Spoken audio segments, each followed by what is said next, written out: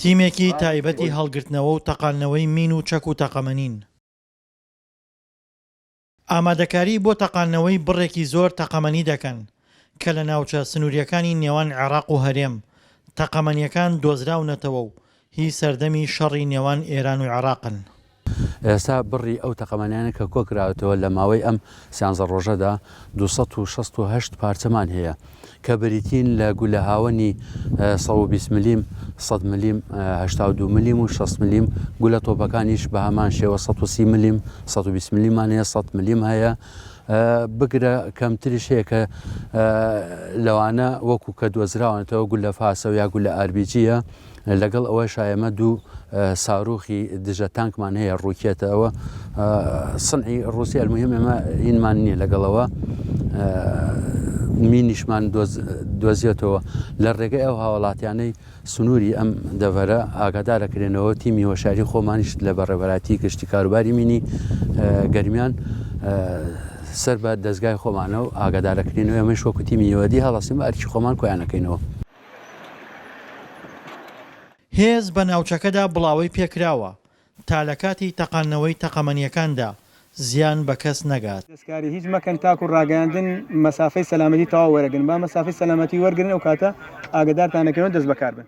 تیمەکانی تەقاندنەوەی مین بە ئامێری پەیوەندی لەگەڵ یەکترین پاش کەمێکی تر دەست بەکار دەبن.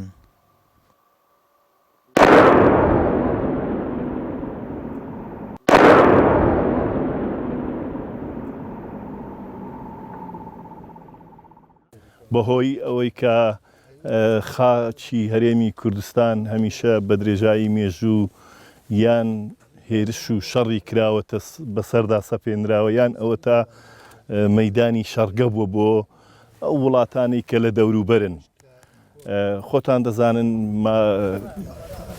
جەنگی 8 ساڵەی نێوان عێراق و ئێران و ئەو شەڕانەیە نەخوازراوانەی کە بەسەر خاک و خەڵکی هەرێمی کوردستان داهاتووە دیارە کۆمەڵێک مین و پاشماوەی جەنگی لە دوای خۆیدا بەجێ ماوە کە مەترسیەکی ڕاستە و خۆی لەسەر جانی هاوڵاتیانی هەرێمی کوردستان هەیە.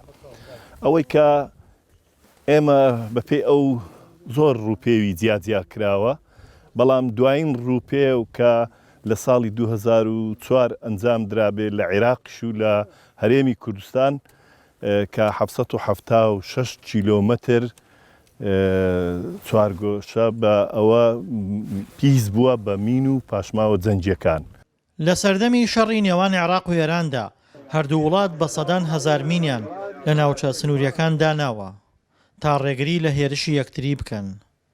29 ساڵە تیمەکانی هەڵگرتنەوەی تەقەمەنی سەرقاڵی پاکردنەوەی ناوچە سنووریەکانن بەڵام هێشتا ڕووبەرێکی فراوان زەوی لغم ڕێژکرا و پاک نەکراوەتەوە. دڵشاد ئەنوار، دەنگی ئەمریکا، سنووری نێوان عێراق ئێران.